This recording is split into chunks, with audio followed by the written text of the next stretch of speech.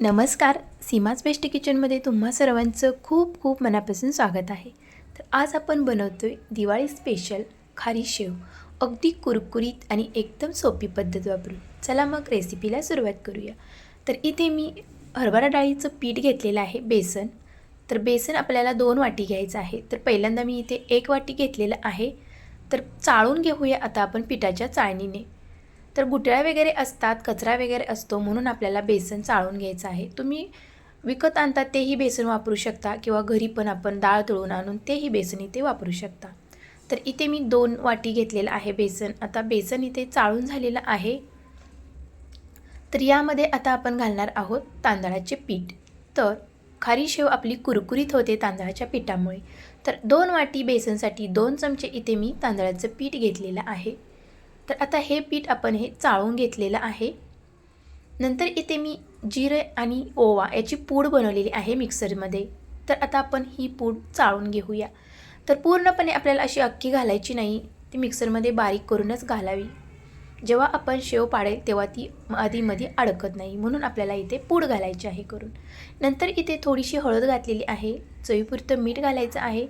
तर हे सर्व जिन्नस घालून झाल्यानंतर आपण हे मिक्स करून घेऊया.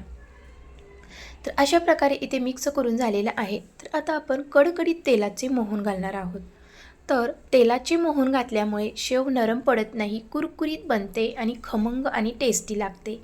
अशा पद्धतीने इथे मी 2 ते 3 चमचे कडक तेलाचे मोहन घातलेले आहे. तर तेलाचे मोहन आता आपण मिक्स करून घेऊया. जोपर्यंत पिठाचा मुटका होत नाही तोपर्यंत आपल्याला हे मिक्स करत राहायचं आहे. तर आता आपण हलक्या हाताने हे मिक्स करून घेऊया. हातानेच आपल्याला हे मिक्स करत राहायचं आहे, तेव्हाच आपल्या पिठाला मोहन चांगले लागेल. तर हाताने चांगलं मिक्स होत आलेलं आहे. तर मुटका ओळतोय का आता बघूया. तर मुटका बनलेला आहे. तर आता आपण हे पीठ मळून घेऊया. तर थोडं थोडं पाणी घालून आपल्याला हे पीठ मळून घ्यायचं आहे. तर जास्त पातळ नाही किंवा जास्त घट्टही नाही, अशा प्रकारे हे शेवचं पीठ मळून घ्यायचं आहे. तर बेसन चिकट असते, त्यामुळे ते हाताला लागू शकते. जर तुम्हाला हाताने मळायचं नसेल तर तुम्ही चमच्याचा वापर करू शकता. पण हाताने जेवढे मळेल तेवढं आपलं पीठ छान मळले जाईल.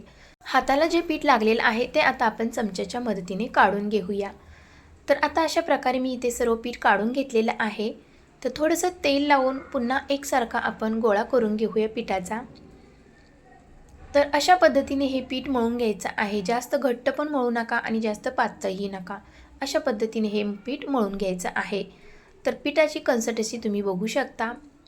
तर पीठ छान झालेलं आहे. तर आता आपण एक 5 मिनिटे हे पीठ भिजत ठेवूया. तर आता इकडे मी सोऱ्या घेतलेला आहे. तर शेवेची चकती इथे घेतलेली आहे. तर आता आपण सोऱ्यामध्ये घालून घेऊया. तर जेवढी तुम्हाला शेव बारीक पाडायची आहे किंवा मोठी पाडायची आहे ते चकती तुम्ही इथे वापरू शकता. तर अशा पद्धतीने इथे आपण असा गोळा करून घेऊया लांब आणि सोऱ्यामध्ये घालूया. तर आता आपण सोऱ्या बंद करून घेऊया. तर तिकडे मी तेलही गरम करायला ठेवलेलं आहे. तर तेल आपलं गरम असायला हवे शेव पाडताना. तर तेल इकडे गरम झालेलं आहे. आता तेलामध्ये आता आपण ही शेव पाडून घेऊया. तर बघू शकता शेव मस्त अशी पडत आहे, कुठेही तुटत नाही. मस्त असे पीठ भिजलेलं आहे आणि शेव तळण्यासाठी खूप काही वेळ लागत नाही, पटकन तळली जाते. एक अर्धा मिनिटसुद्धा लागत नाही. तर जेव्हा तेलाचे बुडबुडे कमी होतील तेव्हा समजायचे की आपली शेव तळून झालेली आहे. फक्त 2 वेळाच आपली ही शेव पलटून घ्यायची आहे. खमंग आणि खुसखुशीत आणि कुरकुरीत ही तळली जाते. तर अशा पद्धतीने इथे आपली शेव तळून झालेली आहे. बघू शकता बुडबुडे कमी झालेले आहे तेलामधील. तर आता ही शेव मस्त खमंग तळलेली आहे. तर काढून घेऊया.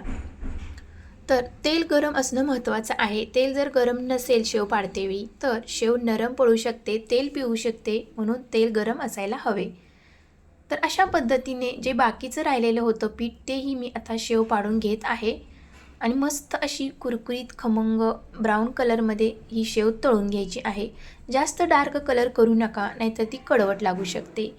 तर दोन्ही बाजूनी अशी मी शेव भाजून घेतलेली आहे, मस्त अशी खमंग कुरकुरीत. तर अशा पद्धतीने इथे आपली सर्व शेव पाडून झालेली आहे. तुम्ही कलरही बघू शकता शेवेचा, मस्त असा गोल्डन कलर दिसत आहे आणि शेवेची वेल पण किती मस्त आलेली आहे तुम्ही बघू शकता. तर तुम्हाला मी थोडीशी तोडून दाखवते, म्हणजे चुरून दाखवते ती कशी झालेली आहे, एकदम अशी कुरकुरीत. तर आता मी अशी तोडून दाखवते.